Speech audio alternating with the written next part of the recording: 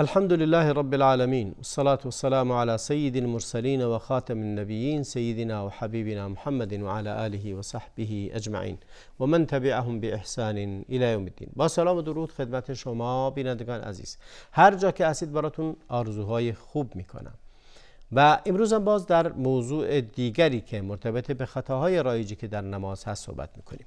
موضوعی که امروز بحث میکنیم بحث سجده کردنه. بعضی اشتباهاتی رو انجام میدن، نه بعضی، واقعا خیلی ها این اشتباه رو انجام میدن. خیلی ها هستن که سجدهشون درست نیست، درست سجده نمی کنند. سجده درست این هست که 7 عضو از اعضای بدنت کاملا روی زمین قرار بگیره.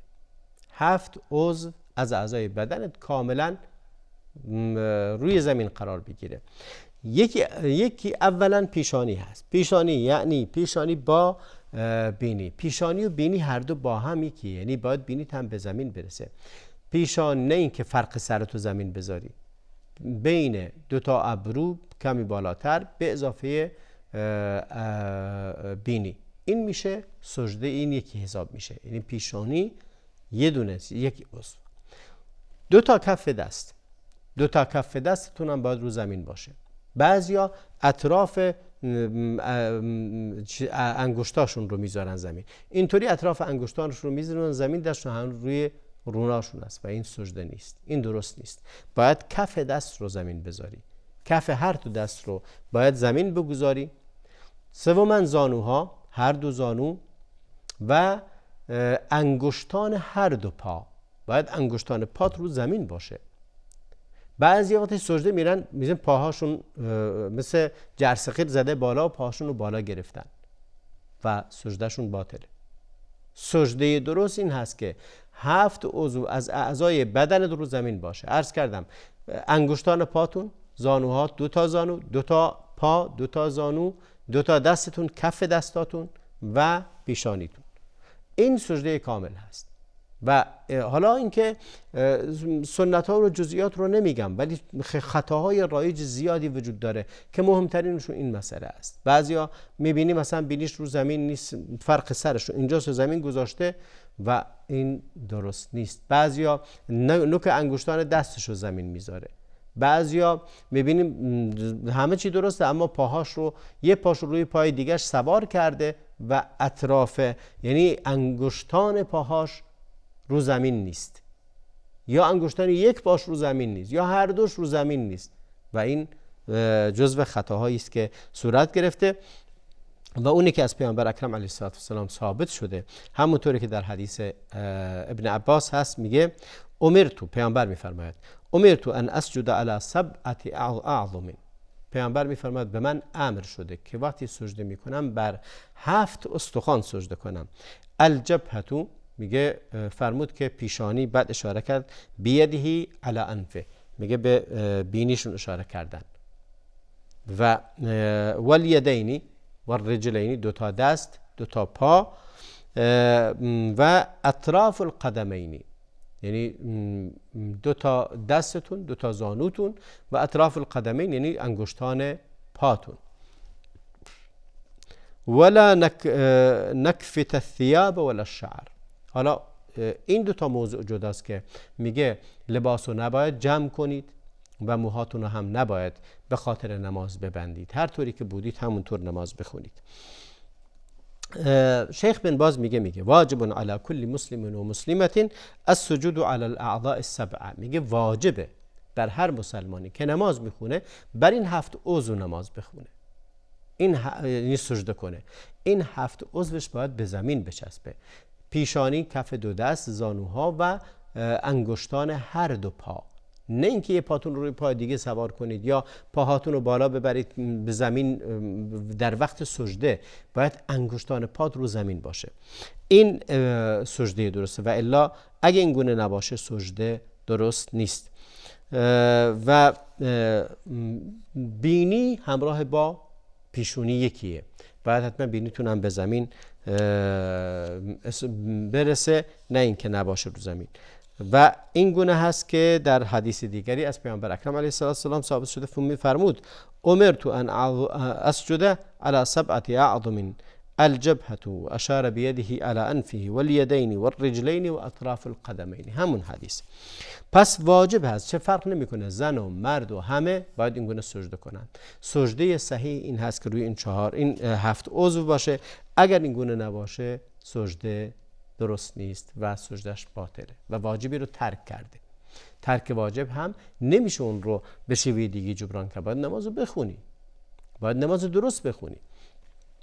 پس این خطای رایجی که خیلی هم درش تساهل میکنن، شما روزانه نیست که ما کسی رو نبینیم میاد مسجد نماز میخونه مگه این که در سجده کردنش اشتباه وجود داره یا پاهاش رو زمین نیست، یعنی انگشتان پاش وقت سجده رو زمین نیست، یا به جای اینکه دستاش رو زمین بذاره انگشتانش رو همینطوری کنار رو زمین گذاشته، یا بعضیا نصف انگشت رو گذاشتن زمین، اینطوری کرده نصفش رو زمینه بقیه کف دستش رو زمین نیست، بلکه باید حتما کف دستش رو زمین بذاره مگه اینکه عذری داشته باشه، عذر داشته باشه اون وقت انسان معذوره. انسانایی که عذر دارن چگونه سجده کنن؟ ببینید خیلی هستن که نمیتونن، به خاطر اینکه مثلا چشم درد داره نمیتونه سجده کنه، میشینه روز صندلی و برای سجده کردن به اندازه‌ای که میتونه خم میشه و با اشاره میخونه، به اون اندازه‌ای که میتونه، اشکال نداره. اونایی که معذورن این فرق میکنه، ولی به شکل عمومی سجده کردن درست این هست، نه اینکه انسان بخشی از سجده رو انجام بده بخش دیگر رو انجام نده و یا دستاشو بلند کنه یا پاهاشو بلند کنه یا درست پیشونیش به زمین نرسیده سرش رو دوباره بلند کنه. این خطای ششم بود از خطاهای رایجی که در نماز هست. خطای هفتمی که از خطاهای رایج در نماز هست اینه که مخصوصا این مخصوص نمازهای جماعت برای مردان و زنایی هم که میرن نماز جماعت باید رعایت کنن، ولی خب بیشتر مردا میرن نماز جماعت. در نماز جماعت صف بستن یکی از سنت های خیلی مهمیه که پیامبر اکرم علیه السلام به اون بسیار توجه کرده. همیشه هم صف رو تسویه میکرده، یعنی مرتب میکرده صف نماز رو. در حدیثی نقل شده که یکی از صحابه نقل میکنه که پیامبر اکرم علیه السلام وقتی که نماز میخوندیم و صفها رو مرتب میکرد گویی این که داره یک فرمانده ارتشیه که داره صفوف نظامیان رو منظم میکنه. اگه یکی کم جلو باشه اون رو میاره عقب، اگه کسی عقب باشه میاره جلو. صف رو دقیق صاف و منظم مرتب میکرد و پیامبر اکرم علیه السلام در احادیثی هم فرمودند اقیموا الصفوف و حاذوا بین المناکب و سدوا الخلل ولینوا بأیدی اخوانکم ولا تذروا فرجات للشیطان و من وصل صفا وصله الله. ببینید این خیلی مهمه.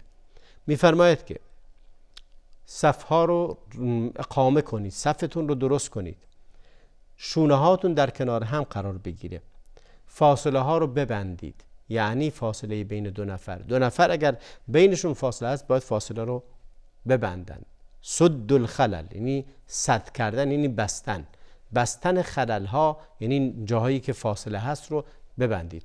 یعنی کسی اگه یه جای خالی بره اونجا رو پر کنه، نه اینکه یه جای خالی رو رها کنید. بعضی وقتا میبینی صف تکمیل نشده میان صف دوم درست میکنن. نه، اگه صف اول تکمیل نشده صف اول رو تکمیل کنید. در پیامبر فرمود الاول فالاول، صف اول سپس صف بعدی و به ترتیب تا زمانی که صف قبلی تکمیل نشده نمیری سراغ صف بعدی. و سپس فرمود ولینوا بأیدی اخوانکم. در اینجا توصیه بسیار مهمیه، و اون هم توصیه دعوی هست. حالا شما حرف منو شنیدید، میرید مسجدتون، امکان داره که فکر کنید که هر کسی فاصله گرفت رو با پرخاش بیارید جلو. نفرمود به نرمی دست برادرتون رو بگیرید که بیاد طرف شما. حالا شما ایستادی یه نفر دیگه بغل دستته ولی خیلی از تو فاصله داره، خیلی آرام میری دستشو میگیری میکشیش طرف خودت که بیاد کنار تو و صفتون تکمیل بشه. صف از کجا شروع میشه؟ صف از اونجا شروع میشه که امام هست، از وسط شروع میشه. صف از طرف راست یا از طرف چپ شروع نمیشه. شما حالا مثلا میای مسجد، میخوای یه صفی رو شروع کنید، مردم دارن نماز میخونن، شما میخوای یه صف جدید ایجاد کنید. از کجا ایجاد میکنید؟ از طرف راست یا چپ؟ نه، از وسط، دقیقاً پشت سر امام. به خاطر همین اصل اونیه که نزدیکتره به امامه. اگه یک کسی با شما فاصله داشت، وظیفه اونه بیاد به طرف شما، چون شما نزدیکترید به امام، چون شما در وسط قرار گرفتید. اگه شما فاصله دارید با اونا، باید شما برید به طرف اونا. حتی اگه داخل نماز هم هستید، دارید نماز میخونید، یک کسی آرام دستتون رو گرفت، مقاومت نکنید، برید به طرفش. اگه به طرف وسط صف هست، یعنی همیشه حق بونی بریم به طرف وسط صف و صف رو تکمیل کنیم. سپس فرمود لا تذروا فروجات للشیطان، گفت که پیامبر فرمود برای شیطان فاصله هایی رو در بین خودتون ایجاد نکنید، بهانه دست شیطان بدید اختلاف کنید. در حدیثی فرمود ولا تختلفوا فتختلف قلوبکم، فرمود با هم اختلاف نکنید. یعنی چی؟ یعنی فاصله نداشته باشید، چون اگر در نمازتون اختلاف داشته باشید، در اختلاف در قلبتون ایجاد میشه. و سعی کنید که فاصله هم بینتون ببندید که فاصله ای نباشد. بعد دیگه دعا کرد پیامبر، گفت خدایا کسی که صفی رو وصل میکنه اون رو به خودت وصل کن، کسی که صفی رو قطع میکنه اون رو قطع کن. البته بعضیا میگن این بخش از حدیث درست نیست، ولی خب به هر حال روایتی هم هست که این رو تایید میکنه. در حدیث امام مسلم اومده که فرمود پیامبر اکرم علیه السلام سووا صفوفکم فان تسویه الصف من تمام الصلاه.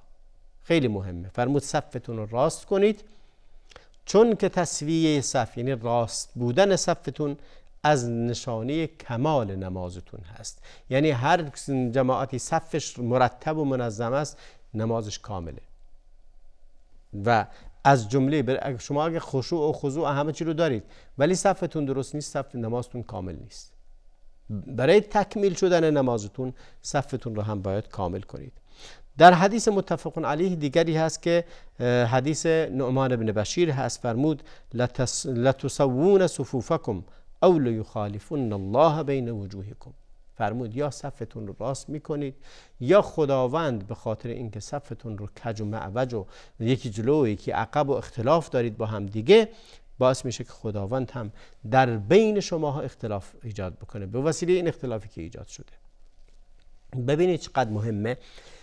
اگه کسی اختلاف کنه، میگه خداوند هم نتیجه این اختلاف شما رو بهتون میده، در دلتون اختلاف میفته. ولی وقتی صفتون راست باشه، در نماز همه مساویان، عالم و جاهل و غنی و فقیر و زیبا و زشت و اینا هیچ کدوم نداریم. صف یکیه، همه در کنار هم قرار میگیرن، نباید کسی جلوتر از دیگری باشه. باید شونه ها در کنار هم، شونه های این اطراف شونه ها باید کنار هم دیگه باشه. اما در بحث این که آیا واقعا پاها رو به هم بچسبونیم یا نچسبونیم، ببینید در این موضوع بعضی از اهل علم گفتن اصل شونه هاست، چون بدن انسان روی شونه هاش هست.